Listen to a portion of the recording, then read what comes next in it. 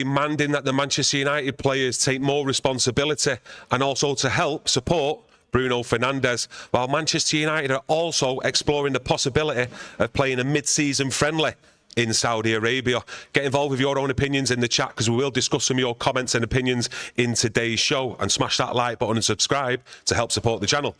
Let's start with Bryan Mbeumo first. What do you think of his comments? Well, everybody needs to take responsibility from one week to the next. We're clearly not seeing that. We're getting a good performance, and then we see players the following week not putting a shift in. He's come to Manchester United, Bryan Mbeumo, and I like what he said when he come. Biggest club in the world, everyone wants to come here and all that.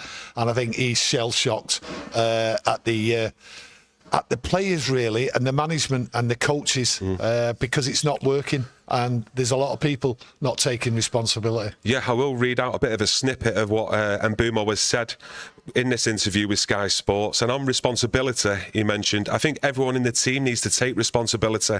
When you play in a club this big, everyone needs to know what to do. As a team, we need to do better. Now on Bruno Fernandes, he mentioned, it's important to support Bruno Fernandes because this is what he's doing every time. I think it's normal for us to carry him sometimes because he gives a lot, and it's also good for him to have us as well. So a lot of support there for the captain from Mbeumo. Yeah, well, there's a lot of thing there to get in.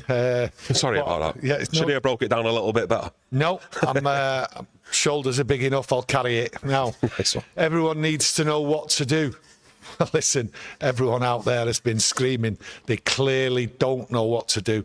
And the question everyone's asking is, why don't they? And it goes back to the coaching and everything, and the players themselves. The main thing we see is just like lack of effort sometimes, and then we see the effort, and it's baffling why. Everyone needs to know what to do. We're watching the games of football, and listen, I'll just break it down as simple. We don't know what they're doing, and it has to be sorted out, and it clearly is a problem. Yeah, it was a mixed bag, so to speak, when you look at the actual starting 11 against Brentford and then how that actual team finished. So, you know, you've got to look at it from one side there. If you're wanting to know what to do, the way that actual team finished, I mean, they must have been scratching their heads of which players playing where, because there was at least 2 or 3 players who got played in multiple positions during that game. I think there was about 6 players, to be honest, by the time the game finished. People playing in positions what they normally don't do. So, you know, what's going on?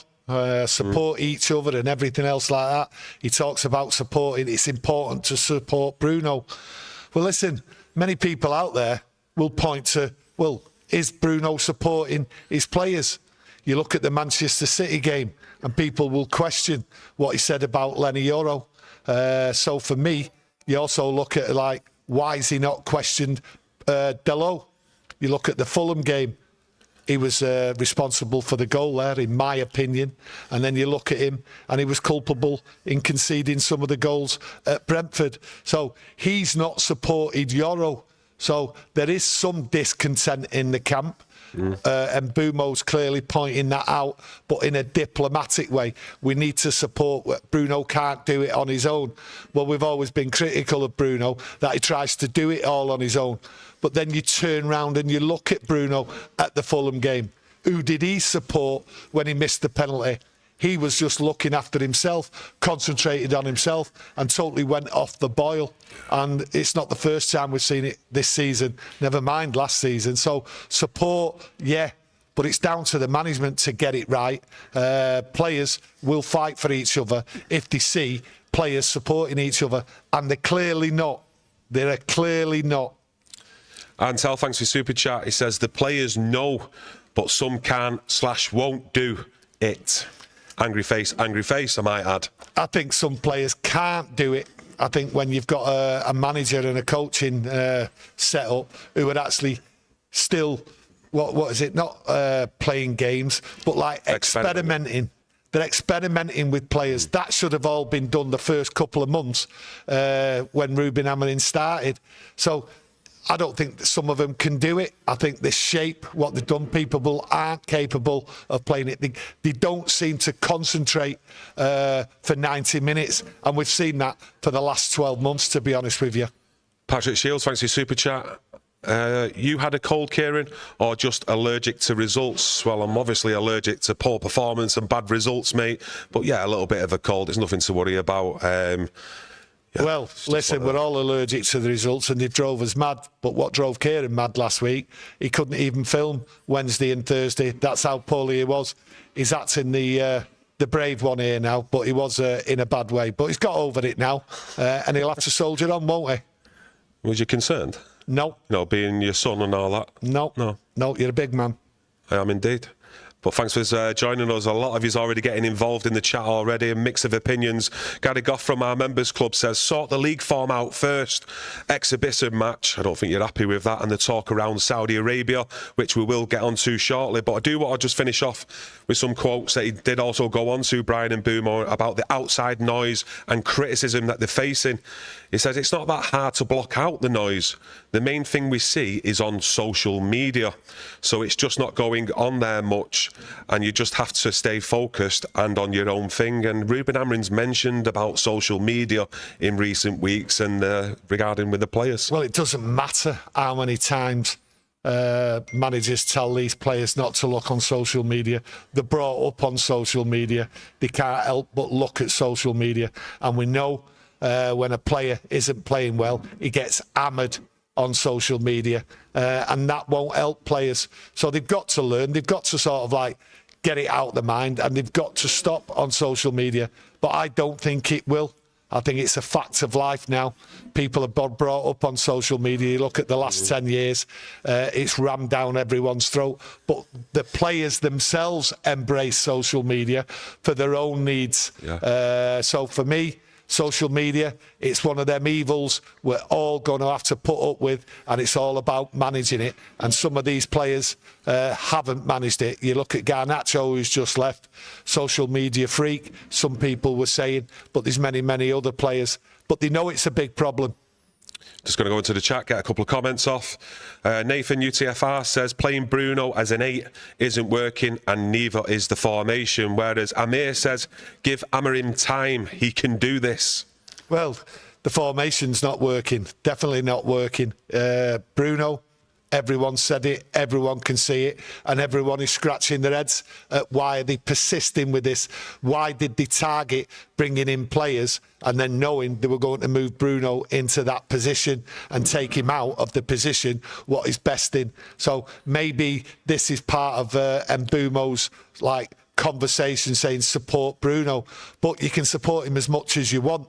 He is not going to succeed in that position. There is definitely no chance of that. We've all seen it. And Bruno himself has complained that it's too open and they're getting overrun in there. He stuck it on Rúben Amorim, made it clear. But to support him, you can't support a player who's getting overrun and then who gets distracted by his own personal performances.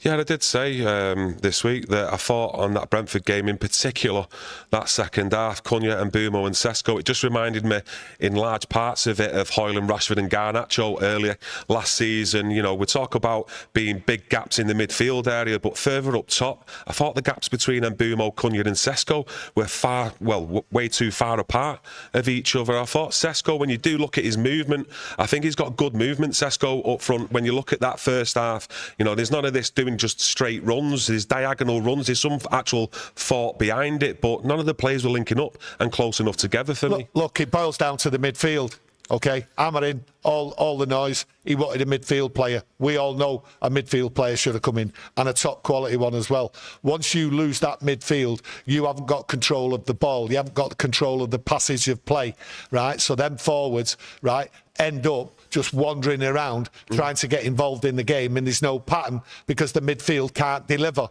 We've seen it time and time again, and I don't want to go into a rant on it and go over sour milk, as people would say, but it's clear as day. Once that midfield gets lost, okay, and the players don't work together, the back doesn't move up to the midfield and the midfield doesn't move up to the forwards, the play just disintegrates, and that's why we've got poor forwards, because they're not getting the service because there isn't the personnel in the middle. And Bruno has told the manager and told the world this is the problem, and it will continue. Carnage and chaos. Back into the chat, Paul Taylor. It's been said before, we're United. We should have 11 captains week in, week out. Well, you say that, and that's right, but that's when you're winning. That's when you're all your players are quality players, and you're all working for each other and fighting for each other because there's a target, and you've won the league, and you want to win it the following year, and you want to win the Champions League and all that. These players, some of them, are fighting for survival. They've got no fight. They're not winners. So for me, I just look at it. Some of them have come into a football club, and it's carnage. And it's carnage. And until we get a winning mentality, these players will not gel. We can't win 2 games on the trot in the league. So how poor is that? So it affects the players. And like Mbeumo says, social media, we need to sort that out. Yeah, just going back to what you said about the midfield area, I think the actual blueprint out there right now is pretty clear from all the managers who are playing United that they can beat him, and the blueprint is just to overload that midfield. Bruno come out with it after the City game, how they had 4 players overloading the midfield against their 2. Keith Andrews for Brentford, he changed his tactics from a back 5 and changing it to adapt to that blueprint in how to beat United in that midfield area. I don't think it's more about in the attack, because when we do get the ball higher up, my point is they're too far apart from each other. I think it's the defensive side of when they do overload the midfield, there's just too many bodies in there to actually pass it through Manchester United, and for me that's a tactical issue. But I'm just going back into the chat. Mick Cypher, thanks for your super chat.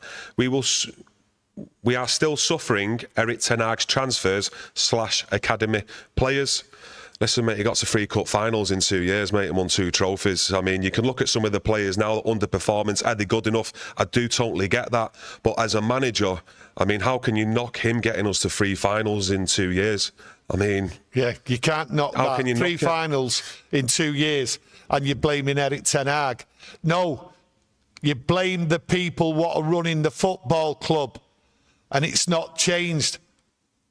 That's who you blame, okay? The club is being run into the ground for one reason, okay?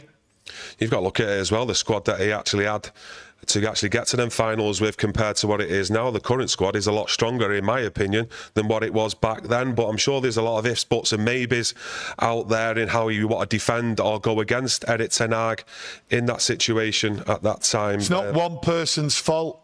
Oh, no, it's not one person's fault, okay? But it ends up that the people who are running it are mismanaging it, and this club has been mismanaged for God knows how long, right? Erik ten Hag is just part of, like, the issue of what's been going on inside there. He is not the main problem, Erik ten Hag, like the previous manager before that, and the previous manager before that. It's how the club's run and how it's set up, and it's the decisions what are being made from the top. Yeah, like I say, them quotes from Bryan Mbeumo, if you've not watched it, it's probably worth a watch or listen, and it's on Sky Sports. Now, going on to some other news that come out only just before we went live today from The Athletic, Laurie Whitwell. Manchester United are exploring the possibility of playing a mid-season friendly in Saudi Arabia. Talks with relevant stakeholders are at an early stage, and there is no guarantee a game will be arranged, but United are considering ways to raise revenue, and given the several free midweeks that they've got, travelling to the Middle East is seen as an option. So there is talks there. Well, this goes really, this part of what we've just answered in the chat there. Listen, who runs this football club? There's a tug of war, and has been for years and years, and this just pinpoints what the problem is. Manchester United is that big, okay? The priority at the moment, and has been for a while, is about money, okay? And they've got to bring the money in to sustain running this football club. So the manager, right, who has come out with statements, right, which I was baffled at, by turning around and saying, I'm quite happy not to be in the Champions League because I will have more time with my players on the training pitch. Well, this clearly goes to show who is winning the battle inside the football club and what the priority is. We all want the priority to be on the pitch, but unfortunately this football club is so massive, the priority number one and what comes first, right, is the revenue. The revenue has to come in to sustain this football club. So the manager might be a little bit peeved at what's going on here, where he really was he deluded when he made these statements? Was he not aware of the financial pressures of how this football club's run? He thinks he's got a smooth ride where he goes round, gets the players in and all that, and he's not interested in the football where the money comes from. Well, unfortunately, it's where the money comes from, and we have to bring it in. That's the priority by the people who are running and mismanage this football club, that the money comes first before the football and the priority of the manager. No wonder we keep losing managers, because there's always a battle in there. Yeah, you've got to look at as well. There was a piece also this morning from The Athletic looking at the Ratcliffe era and what's been spent. You know, Ten Hag's sacking cost £10.4 million. Ashworth's removal cost £4.1 million. 176 staff redundancies saved £51.5 million, but sackings 28% of the savings. 34.5 in restructuring costs already under Ratcliffe. Well, this is what it all boils down to. It just seems to be all about money, United's problems, and then to get over it, we just need to concentrate on playing football. But we can't. We've got to go somewhere, right, to raise money. Yeah. Ratcliffe's focus is on financial control and getting rid of all the staff and everything else like that. Yes, it saved £51 million in savings, and you look at it, 40% of that was gobbled up in Eric Ten Hag payments, Dan Ashworth payments. You know, another costly mistake what might come up, right, is if another manager has to be sacked. So all the focus, what Ratcliffe has done, and it's not just Ratcliffe, it's Glazers as well. Of course. And the other, what's he called? The other CEO running the football club. You mean Richard Arnold? Arnold and everyone else like that. They were trying to save money. Now, for me, I just look at it all. It's financials. But all the mistakes Ratcliffe's is making, it's just wiping that effort out. It just seems like from one disaster, one financial mistake, to another financial mistake.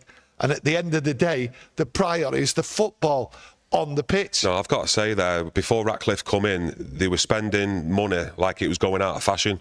I think Richard Arnold would, but they were just going out there. The transfers told you that, buying average players, 80 millions, 90 millions. They were just going out there, slapping it on a credit card. And it's one of the reasons why we're in this mess. And I do believe, and at this moment in time, I've still got some support there for Ratcliffe and people inside the club to try and sort that mess out, which is a financial mess. And that will take time. I'm not knocking Sir Jim Ratcliffe, right, for trying to put the financial order back in this football club, okay? I just look at it overall. If Jim Ratcliffe would have come in and just bought this club and then said, right, we will run, right, on its sustainability of what the money we own and what we bring into this football club, and that would have been proper financial control. And the football might have been garbage. We might not have been able to buy players and all that, and we might have suffered. But the thing is, we would have built up and got there in the end, whereas now it just seems desperate time, the way things are being done. But what's not helping is all the mistakes. But hey, Ratcliffe's here, financial control, that will take time, and the fruits coming through where we'll see the benefits of all these financial controls won't be for another couple of years. Yeah, I understand all the financials like we've just mentioned, but with me, I've still got a little bit of concern here about the footballing decisions. You know, giving Ten Hag that contract, sacking him so early on, getting rid of Dan Ashworth as well so early when he joined Manchester United. Plus, you know, Rúben Amorim right now, it doesn't feel great. It's feeling as though like this, and their first big appointment in terms of football is going to end in disaster, because the stats and the facts do actually tell you that. But I'm going to go into the chat. Fred Cranham has gifted 5 memberships. Absolute legend, Fred the Red. 5 people who've been gifted them memberships. A big thank you to Fred. Aminor Rashid, thanks for your super chat, my mate. Tony, what the are Ineos waiting for to sack Amorim? What are they waiting for? I'll put it this way. What can't they see what everyone else out there can see. So what are they waiting for? Do you know something? I think it might be down to, like, can we sack him? Because what are we going to end up look like? Are we going to accept now that we're not going to get Champions League football?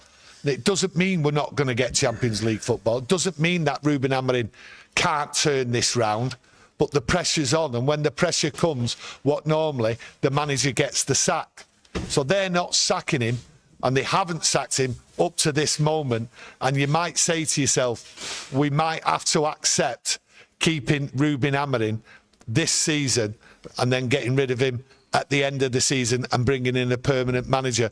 There may not be anybody out there, and we might have to turn round and say, right, this is what we need to do.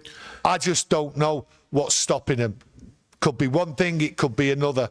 But from everybody out there, they can't understand from a footballing point of view why the manager's still in place, because we see no sign of improvement. We actually see it deteriorating worse than last year, and we finished 15th last year, and we was described as the worst the worst Manchester United team.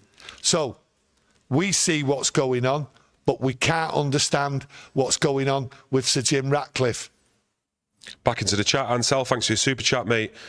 We recruited a manager whose system relies heavily on a top midfield, yet someone thought it'd be a good idea to not buy any.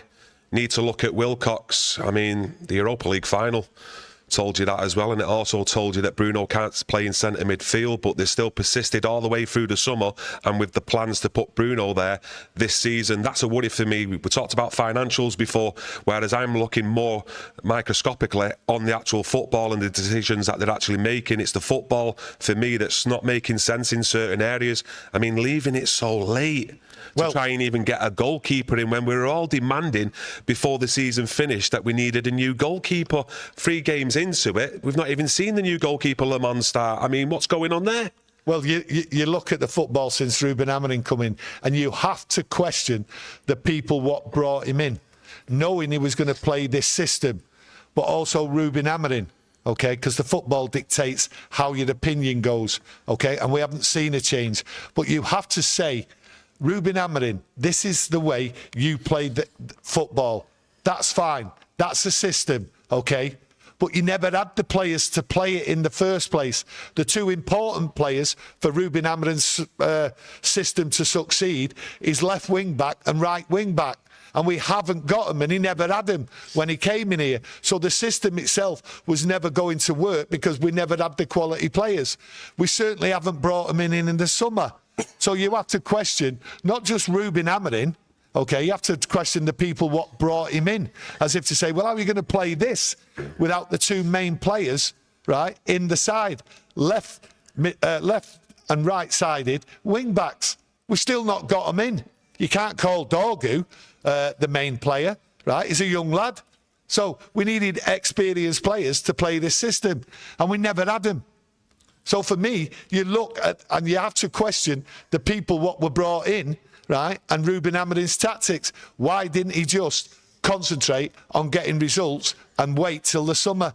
But it never happened in the summer, did it? We can see that. Ansel back again, thanks for your super chat. I think you say Agume, 35 million, Statch, 27 million, Polina, free. I mean, yeah, we can all come up with some names out there, can't we?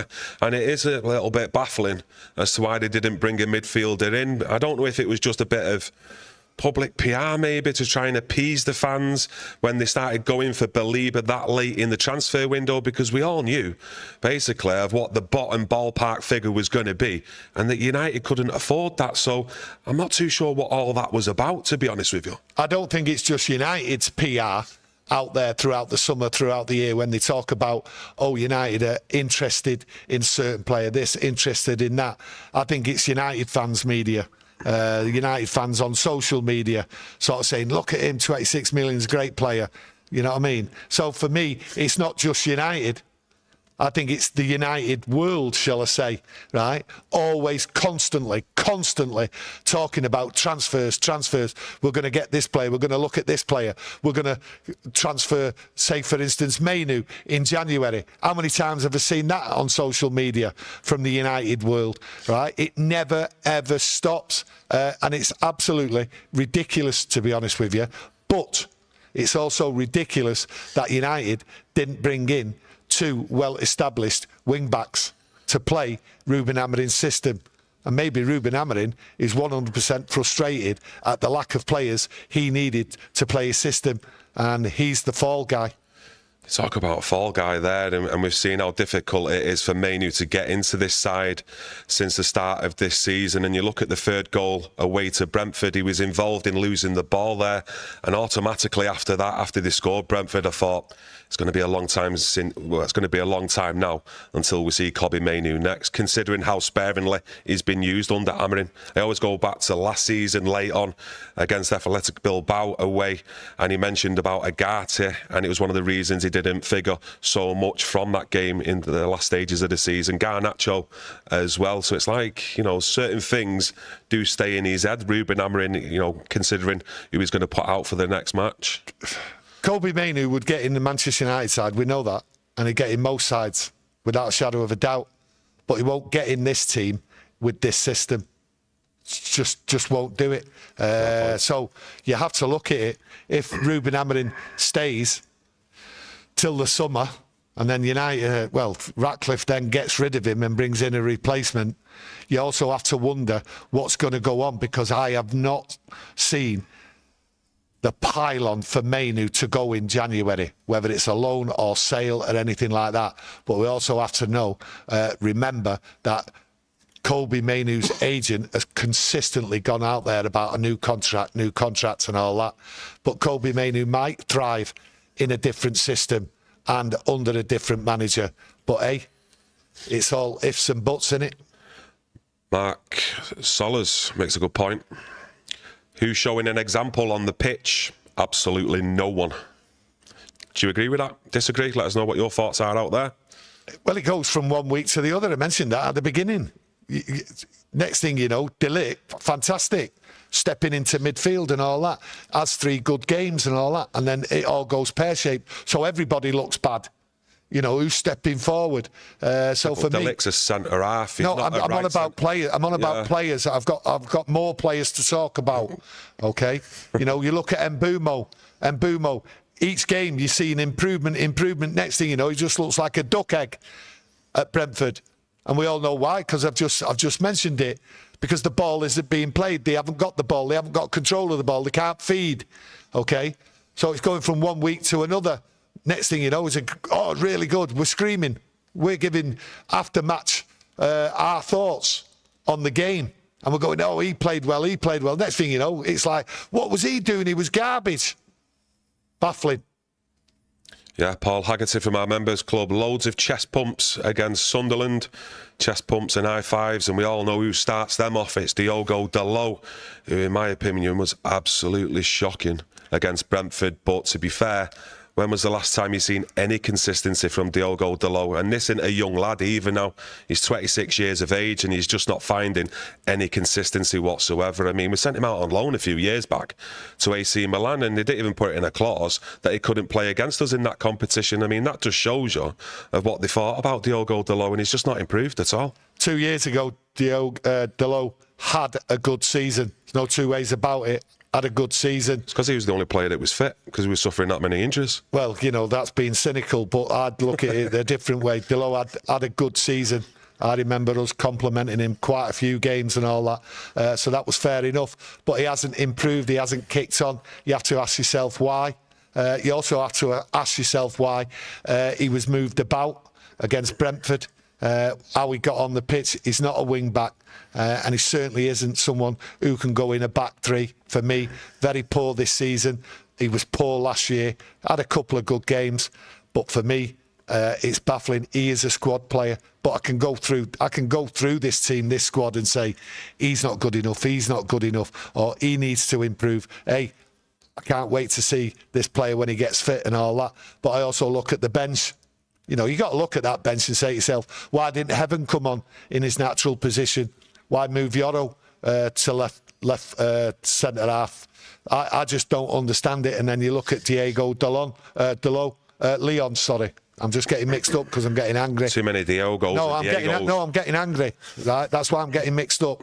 Okay, don't mix it as though it's something else. I'm getting angry when I look at the team and look at what was on the bench. Okay, prime time to come on as left wing back, Diego. What's his name? Diogo Leon. That's the player. Yeah, I'm really getting angry now. Just call him by his second name, Leon. Yeah, Leon. So he should have come on. Well, that's the manager. That is the manager. Prime time for them to come on. Heaven and Leon. Never brought them on. And then he just went round mixing all the players round. So there's a lot of things confusing, a lot of things getting angry, and them angry things are just making me stumble my words. So I do hope you understand, because I've been getting angrier and angrier. And then when you see a football club, right, being run where the finances come first, where they're looking for it, where they're not backing the manager and giving him what he wants, more time with the players, it's all frustrating, and it's getting to me, really getting to me. And someone just mentioned Sunderland before. I just hope we smash them. But at the end of the day, will it change what's going on at Manchester United? I doubt it. Yeah, do you think it'll have any...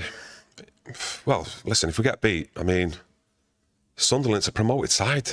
Winning, losing, drawing. Yeah, but surely... Won't matter to Ratcliffe.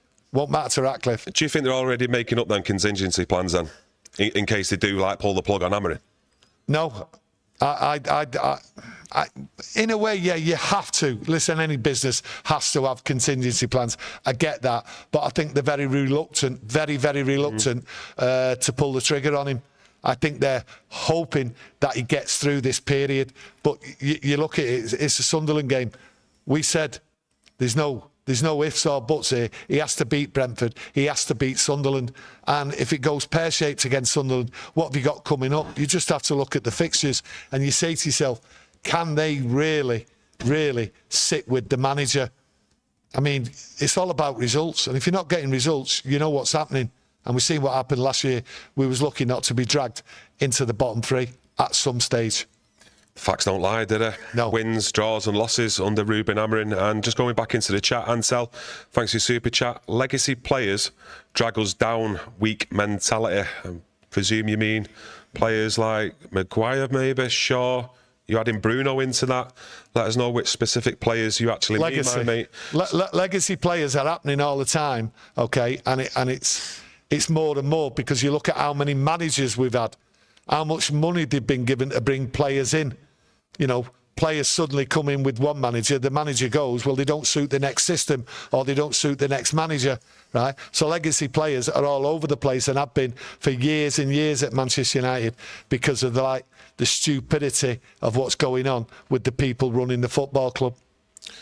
The leadership group as well, what he's actually got inside the dressing room. Pathetic. It's just pathetic. 6 leaders. Not for me. Delo's in that leadership group. Someone mentioned earlier on, like, leaders should have 11 leaders on the pitch. Well, what we've decided to have is have Bruno as our leader, right, who then goes around worrying about his own performance and that, and then doesn't galvanise the team, okay? But we get 6 leaders in the dressing room and round the club when we should have 6 leaders on the pitch, minimum. It's upside down, what's going on. Just like to thank you all for joining us today, getting involved in the chat. It's been popping off in there, and if you can continue that in the comment section below, that would be great, so we can have a read of your opinions. Smash that like button as well to help support the channel, and subscribe as well for future content. I think you want to finish off? Yeah, what finish off? You know, Mbeumo goes on about it's important to support Bruno. Well, let me tell you, from a fan's point of view, these fans have supported this football club through thick and thin. Okay, and there's a time now that they've got to give it back. These are desperate times, but the fans have stuck with it. And I do feel that this Sunderland game comes up now. There may be a little chink in the armour of United fans turning. Who they'll turn against? I don't think it'll be Rúben Amorim they'll turn against. I think it'll be down to the people running this football club. Yeah, like you mentioned about the Sunderland game, will that tell us really anything about the manager and these players? No, it won't really, whether we win, lose or draw. But I think it's them first 4 or 5 fixtures after the international break, starting with Liverpool. I think they're the ones that we will learn a lot about this group of players and manager. But thanks for joining us again. Smash that like button, subscribe as well to help support the channel, and we'll be back tomorrow to get that notification on. Take care, every single one of you. Much love, thank you. Thank you.